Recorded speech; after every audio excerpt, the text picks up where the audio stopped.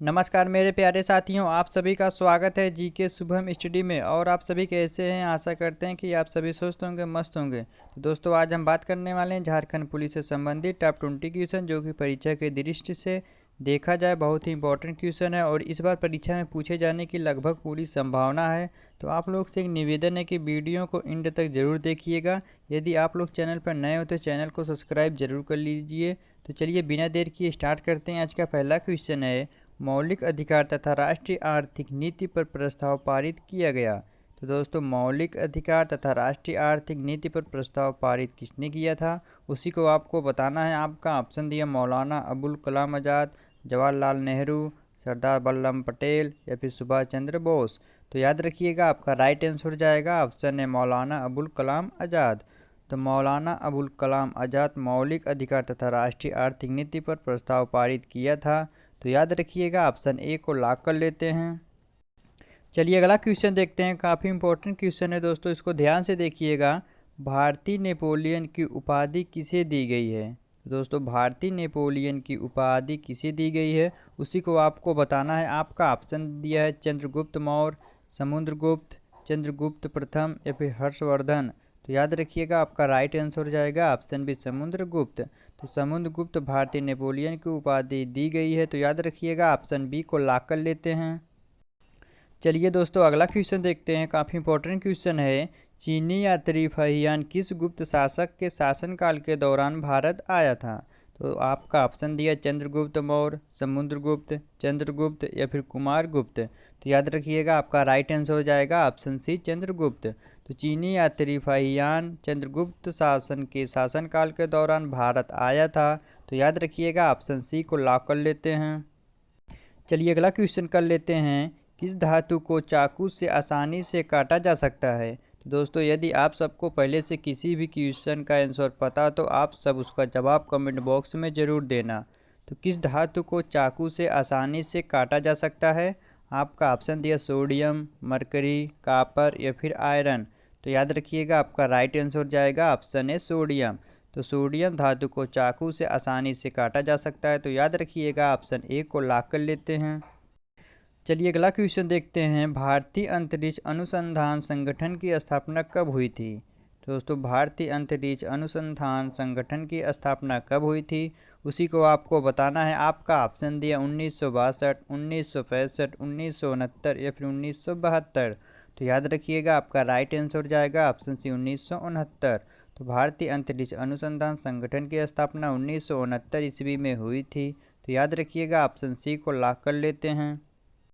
चलिए अगला क्वेश्चन देखते हैं। काफ़ी इंपॉर्टेंट क्वेश्चन है। भारतीय अंतरिक्ष अनुसंधान संस्थान का मुख्यालय किस जगह पर है? दोस्तों, भारतीय अंतरिक्ष अनुसंधान संस्थान का मुख्यालय किस जगह पर है, उसी को आपको बताना है। आपका ऑप्शन दिया है तिरुवनंतपुरम, अहमदाबाद, बेंगलोर या फिर हैदराबाद। तो याद रखिएगा, आपका राइट आंसर जाएगा ऑप्शन सी बेंगलोर।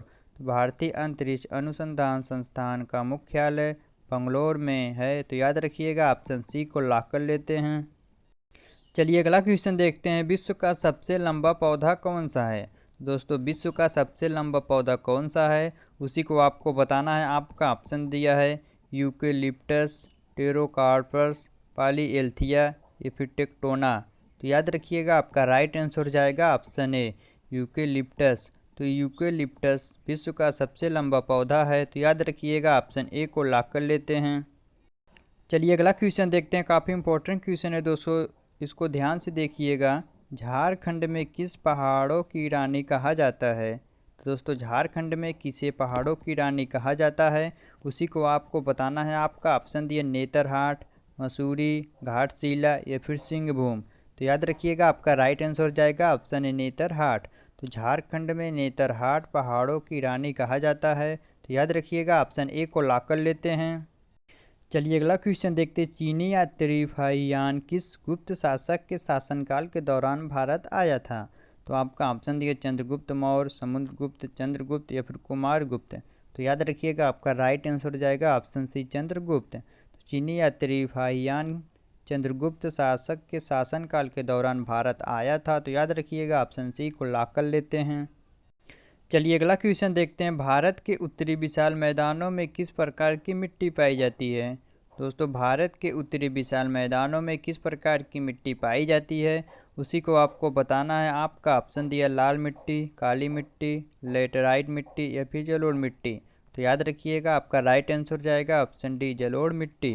तो भारत के उत्तरी विशाल मैदानों में जलोढ़ मिट्टी पाई जाती है। तो याद रखिएगा, ऑप्शन डी को लॉक कर लेते हैं। चलिए अगला क्वेश्चन देखते हैं। निम्नलिखित में किस रूसी यात्री ने सर्वप्रथम अंतरिक्ष में कदम रखा? तो दोस्तों, निम्नलिखित में किस रूसी यात्री ने सर्वप्रथम अंतरिक्ष में कदम रखा, उसी को आपको बताना है। आपका ऑप्शन दिया almond Sen, Marshal Tito, Yuri गागेरिया या फिर कास्पोरो। तो याद रखिएगा, आपका राइट आंसर जाएगा ऑप्शन सी, यूरी गागेरिया। तो यूरी गागेरिया रूस यात्री में सर्वप्रथम अंतरिक्ष में कदम रखा था। तो याद रखिएगा, ऑप्शन सी को लॉक कर लेते हैं। चलिए अगला क्वेश्चन देखते हैं। भाषा के आधार पर भारतीय राज्यों की पुनः संरचना किस वर्ष की गई थी? दोस्तों, भाषा के आधार पर भारतीय राज्यों की पुनः संरचना किस वर्ष की गई थी, उसी को आपको बताना है। आपका ऑप्शन दिया 1952 ईस्वी, 1953 ईस्वी, 1954 ईस्वी या फिर 1956 ईस्वी। तो याद रखिएगा, आपका राइट आंसर हो जाएगा ऑप्शन डी, 1956 ईस्वी। तो 1956 ईस्वी भाषा के आधार पर भारतीय राज्यों की पुनः संरचना की गई थी। तो याद रखिएगा, ऑप्शन डी को लॉक कर लेते हैं। चलिए अगला क्वेश्चन देखते हैं। उत्तरी मैदानों में गंगा नदी निम्न से होकर बहती है। दोस्तों, उत्तरी मैदान में गंगा नदी किसे होकर बहती है, उसी को आपको बताना है। आपका ऑप्शन दिया लखनऊ, हरिद्वार, इलाहाबाद या फिर पटना। तो याद रखिएगा, आपका राइट आंसर हो जाएगा ऑप्शन ए, लखनऊ। तो उत्तरी मैदानों में गंगा नदी लखनऊ से होकर बहती है। तो याद रखिएगा, ऑप्शन ए को लॉक कर लेते हैं। चलिए अगला क्वेश्चन देखते हैं। काफ़ी इंपॉर्टेंट क्वेश्चन है। निम्नलिखित देशों में से कौन भारत का पड़ोसी देश नहीं है? दोस्तों, निम्नलिखित देशों में से कौन भारत का पड़ोसी देश नहीं है, उसी को आपको बताना है। आपका ऑप्शन दिया अमेरिका, भूटान, नेपाल या फिर इंडोनेशिया। तो याद रखिएगा, आपका राइट आंसर जाएगा ऑप्शन डी, इंडोनेशिया। तो इंडोनेशिया देश में भारत का पड़ोसी देश नहीं है। तो याद रखिएगा, ऑप्शन डी को लॉक कर लेते हैं। चलिए अगला क्वेश्चन देखते हैं। सलेम स्टील प्लांट कहाँ स्थित है? दोस्तों, सलेम स्टील प्लांट कहाँ स्थित है, उसी को आपको बताना है। आपका ऑप्शन दिया आंध्र प्रदेश, तमिलनाडु, कर्नाटक या फिर केरल। तो याद रखिएगा, आपका राइट आंसर जाएगा ऑप्शन बी, तमिलनाडु। तो सलेम स्टील प्लांट तमिलनाडु में स्थित है। तो याद रखिएगा, ऑप्शन बी को लॉक कर लेते हैं। चलिए अगला क्वेश्चन देखते हैं। भारत में न्यायपालिका है। दोस्तों, भारत में न्यायपालिका क्या है, उसी को आपको बताना है। आपका ऑप्शन दिया स्वतंत्र, संसद के अधीन, राष्ट्रपति के अधीन या फिर प्रधानमंत्री। तो याद रखिएगा, आपका राइट आंसर जाएगा ऑप्शन है, स्वतंत्र। भारत में न्यायपालिका स्वतंत्र है। तो याद रखिएगा, ऑप्शन ए को लॉक कर लेते हैं। चलिए अगला क्वेश्चन देखते हैं। पीर पंजाल श्रेणी कहाँ स्थित है? आपका ऑप्शन दिया हिमाचल, उत्तराखंड, अरुणाचल प्रदेश या फिर जम्मू कश्मीर। तो याद रखिएगा, आपका राइट आंसर जाएगा ऑप्शन डी, जम्मू कश्मीर। तो पीर पंजाल श्रेणी जम्मू कश्मीर में स्थित है। तो याद रखिएगा, ऑप्शन डी को लॉक कर लेते हैं। चलिए अगला क्वेश्चन देखते हैं। कथकली नृत्य किस राज्य से संबंधित है? तो दोस्तों, कथकली नृत्य किस राज्य से संबंधित है, उसी को आपको बताना है। आपका ऑप्शन दिया आंध्र प्रदेश, मणिपुर, केरल या फिर तमिलनाडु। तो याद रखिएगा, आपका राइट आंसर जाएगा ऑप्शन सी, केरल। तो कथकली नृत्य केरल राज्य से संबंधित है। तो याद रखिएगा, ऑप्शन सी को लॉक कर लेते हैं। चलिए अगला क्वेश्चन देखते हैं। काफ़ी इंपॉर्टेंट क्वेश्चन है। झारखंड में सिंदरी किस लिए प्रसिद्ध है? तो दोस्तों, झारखंड में सिंदरी किस लिए प्रसिद्ध है, उसी को आपको बताना है। आपका ऑप्शन दिया स्टील उत्पादन, कोयला उत्पादन, रासायनिक उर्वरक या फिर एल्युमिनियम उत्पादन। तो याद रखिएगा, आपका राइट आंसर जाएगा ऑप्शन सी, रासायनिक उर्वरक। तो झारखंड में सिंदरी रासायनिक उर्वरक के लिए प्रसिद्ध है। तो याद रखिएगा, ऑप्शन सी को लॉक कर लेते हैं। चलिए अगला क्वेश्चन देखते हैं दोस्तों, और आज का लास्ट क्वेश्चन है। भारत की सबसे लंबी अंतर्राष्ट्रीय सीमा किस देश के साथ लगती है? तो आपका ऑप्शन दिया है बांग्लादेश, पाकिस्तान, नेपाल या फिर चीन। तो याद रखिएगा, आपका राइट आंसर जाएगा ऑप्शन ए, बांग्लादेश। तो भारत की सबसे लंबी अंतर्राष्ट्रीय सीमा बांग्लादेश के साथ लगती है। तो याद रखिएगा, ऑप्शन ए को लॉक कर लेते हैं।